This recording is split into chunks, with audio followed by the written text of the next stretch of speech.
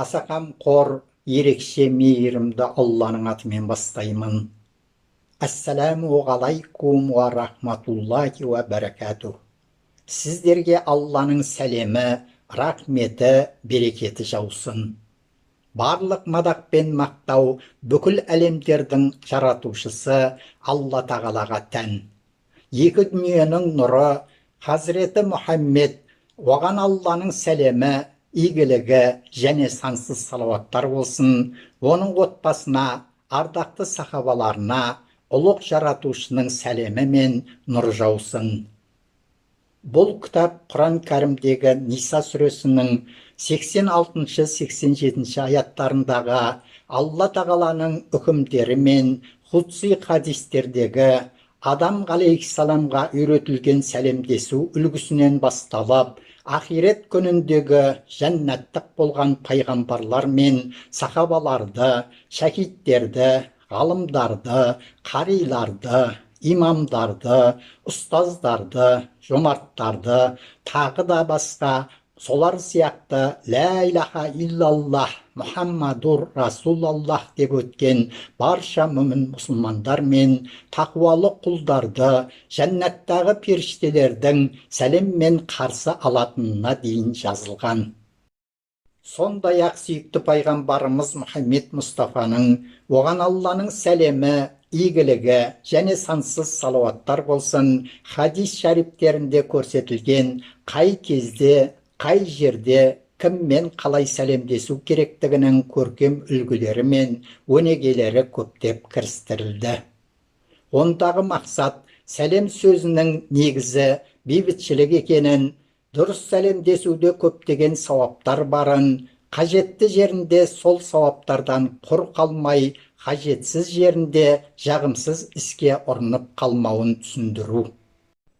Түптеп келгенде Алланың жердегі сәлемін жер жүзіндегі барша мұсылман қауымына таратып, сәлем сөзін әлемге паш етуді көздеу. Құранда бейбітшілік деген мағынаны білдіретін сәлем сөзі көптеген аяттарда кездеседі. Өйткені Құран ең алдымен ынтымақ пен бейбітшілік орнату үшін жіберілген. Әссәләм Алла тағаланың көркем есімдерінің бірі. Әссәләм сау мінсіз. Өзі есім сипаттары мен істері барлық айып нұсқаннан сау. Дүние ақиреттегі кез келген мінсіздік немесе бейбітшілік оның ғана тарапынан. Дін жолында жүрген әрбір мұсылман бауырымыз жақсы білетін, әрбір намаздың соңғы отырысында сәлем бергеннен кейін оқылатын мынандай дұға бар. Аллахумма антассаламу ва минкассаламу табаракта я зәл джалали вал икрам. Ва Аллах, сен сәлемсің, сенен сәлем болсын, сен игісің, ва ұлылық пен құрметтің иесі. Пайғамбарымыз оған Алланың сәлемі, игілігі және сансыз салауаттар болсын, өз хадистерінің бірінде сәлем Тәңірінің жердегі атының бірі дейді. Демек, біз Тәңірінің жердегі сәлемін өз дәрежесінде ұлықтап, ұқыптылық пен жер жүзіндегі адамзат баласына таратуға міндеттіміз. Адамзат баласының бір-бірімен танысын танымасын амандасуы шартты құлшылық. Кездескен жерде ұлтына қарамай, жас кәрі үлкен кіші демей, ассаламу алейкум деп амандасу әрбір мұсылманның мойнындағы ақысы. Бұлай сәлемдесу Алла тағаланың өз құлдарына ақиретке дейінгі жүктеген аманаты. Алла елшісі Мұхаммед, оған Алланың сәлемі, игілігі және сансыз салауаттар болсын, өз хадисінде бір мұсылманның кездескен мұсылманға сәлем беруі оның мойнындағы ақысы деген.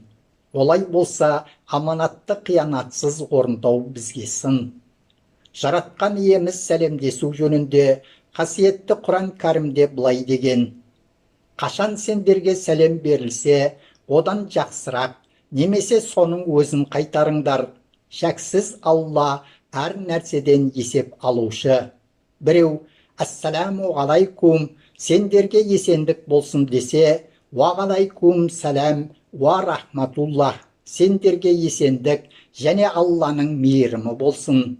Егер ассаламу алайкум уа рахматуллахи уа баракатух, сендерге есендік және Алланың мейірімі әрі берекеті болсын десе, уағалайкум сәлам уа рахматуллахи уа баракатух деп өзіндей қайтару керек.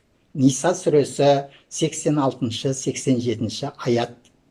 Осы аяттардағы жаратқан жаппар иеміздің жарлық еткеніндей, оның құлдары, яғни біздер таниық, танымайық, ер әйел демей, Алланың разылығы үшін ассаламу алайкум деп амандасып, Алла алдындағы өз құлшылық борышымызды бүкпесіз өтеуіміз керек.